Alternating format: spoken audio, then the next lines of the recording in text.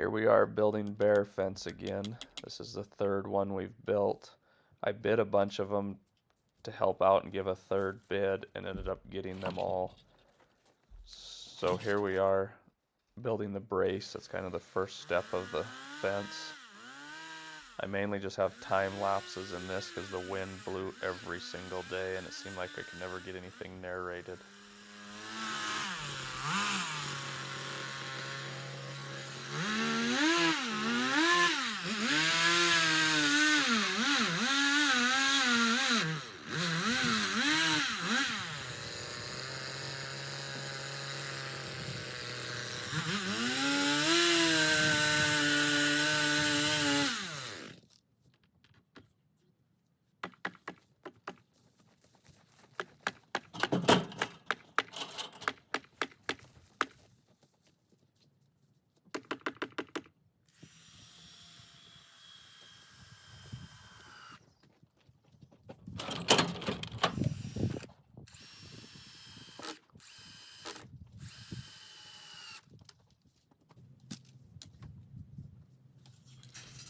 We don't use wire for our braces. We use what's called a gripple. It's a cable with a little clip that you can tension the cable up and make the brace tight. They last long and they're way easier to do than cable, and it just saves us a lot of time and just makes for a lot cleaner looking brace and less areas that can short out on these electric fences. This bear fence is on the outside of these steel corrals because you have to have a continuous fence that's hot, and we can't put it on the existing fence in case it shorts out. So these people calve and bring cows into the corral right here, and they wanted that steel fence for the pressure. They didn't want the cows pushing on that bare fence if they get crowding in the corners.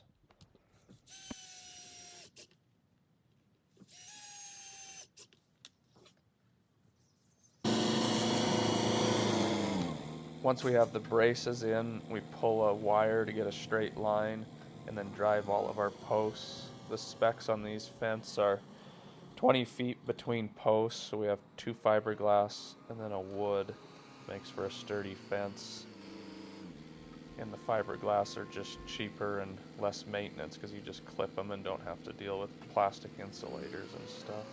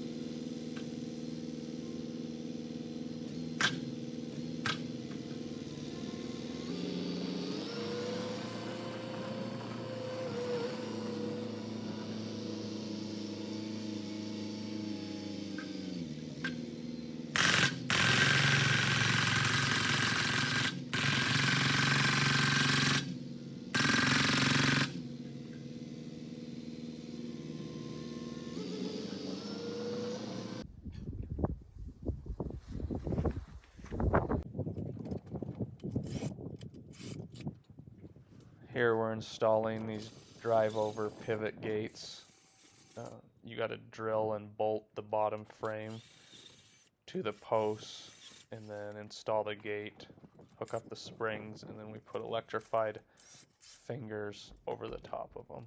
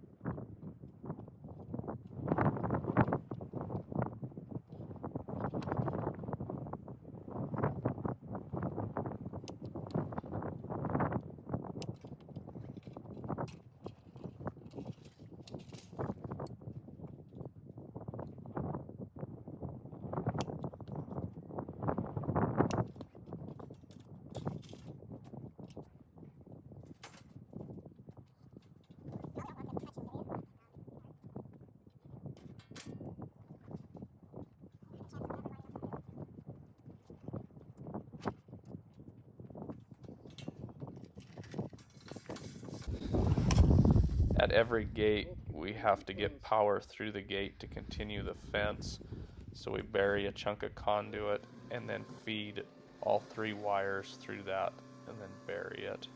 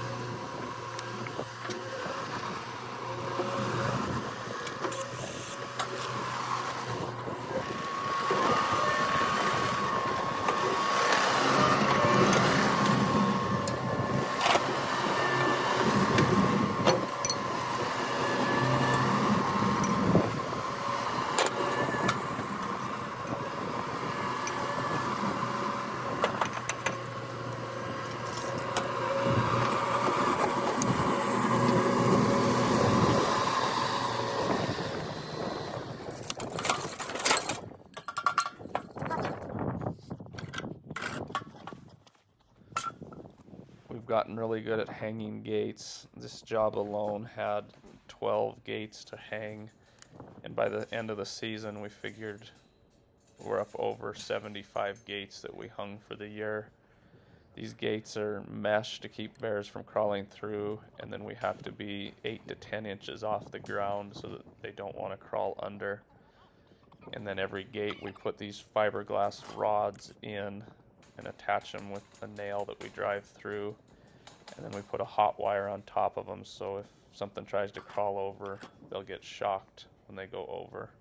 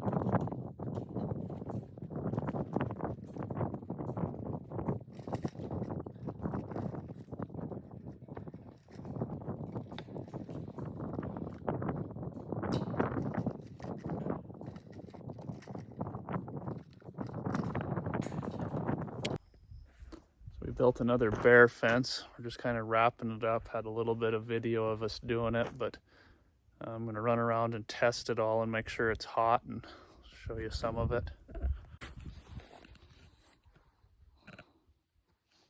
So the fence is testing hot. It's at a 9.8, but when you go to this bottom wire, which is where we're carrying the juice through all our gates, we're getting a fault down this way, so I'll go track it and try and find it. But what we do is we run the bottom wire on its own circuit, so when the grass gets high it won't draw down the rest of the fence, and it's on the low voltage side of these new energizers, and then the top two are hooked together, and then we got 2 grounds. So this is a new thing. This bear fence sections off a piece of their pivots, so they needed a way for the pivot to go through and the fence stay up and hot to keep the bears out. So they found these drive over gates that the pivot in theory should be able to hit, run over, keep going, and then we had to put these little electrified fingers above it, so if a bear tried to climb over, they'd get shocked. So this is kind of a trial run on this. But there was a bear fence here that was 25 years old, and it was just needed a lot of maintenance, so they decided to just put in a new one. So it's about 3,500 feet, but a lot of gates. I think we had 19 gate openings with these pivot ones.